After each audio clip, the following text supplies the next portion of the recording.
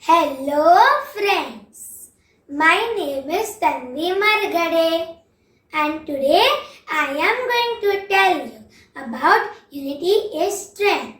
So let's start. When people from different walks of life come together for a cause, it is known as unity. Unity is important for family, society and country. It is easy to break a single string, but not a bunch of strings. Unity gives us the strength to face difficult situations without getting weaker mentally or physically. The power of unity lies in mutual trust and faith. National festivals are the occasions in which people from all sections come together and celebrate.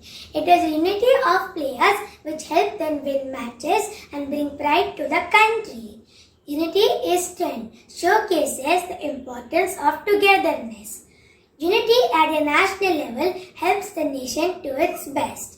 The lack of unity has made the Mughal and then the Britishers enter and rule India. Thank you.